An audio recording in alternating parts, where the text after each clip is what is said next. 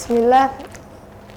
دمان bulshada Soomaaliyeed waan salaamay waxaan ka qayb qaadanayaa maalinta caalamiga ee loo asteeyay inay tahay maalinta cudurka macaanka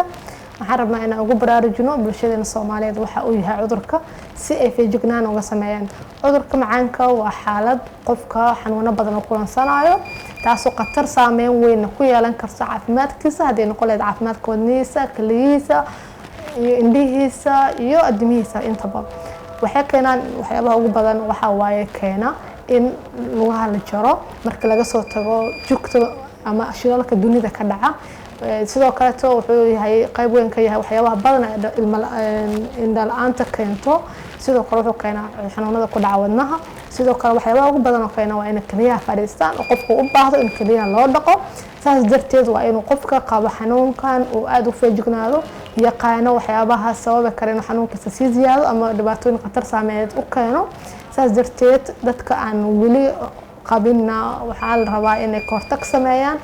mar walba feejignaadaan iskana ilaaliyaan cudurka ku dhaco hadii cidooda ay qabi jireen waalidkood uu qabay inay kortag dheeraad ay sameeyaan sidoo kale waxyaabaha cudurka looga hortago waxa ugu muhiimsan inuu yahay inuu qofka miisaankiisa uu la socdo uu cayilka zaa'idka iska yareeyo waxyaabaha macaan oo zaa'idka ah ama waxyaabaha badan carbs kala dhaho carbohydrate oo Soomaalida hadaan hanna u badanahay bariiska iyo baastada iyo burka badashadooda ayadan khatar ku tahay cudurkaas waxyaabaha sabab ay tahay inaan ayadana feejignaan u yeelano oo badsano khudradda cagaaran digirta waxyaabaha dalka dhulka soo baxo iyo sidoo kale in biyo badan qofka uu cabo mar walbana uu doorbido khudradda iyo waxyaabaha fruitska iyo digirta iyo waxyaabaha dalka dhulka ka soo baxa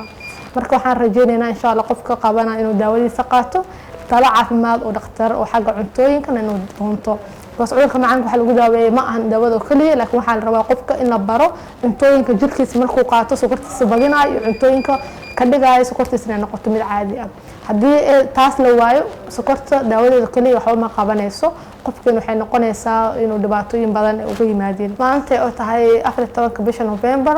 waxa loo asteynaa maalinta caalamiga ee cudurka macaanka sidaas darteed waxaan kaloo baraarujinaynaa hooyooyinka uurka leh in ayagana sameeyaan baaritaan iska baarayaan in sokorta uurka qabsan sokorta waxa jirto xilli oo sokorta badan qofka oo hooyada uurka leh ay tahay marka taasna waxay u keenaysaa hooyada qatar ilmaheedii ayadaba in ayagana ugu faa'iideystaan maanta wacyigelintaas oo ah in marka uur yeelato iska jeegreeso in sokorteeda normal tahay in ka badan tahay intii loogu talagalay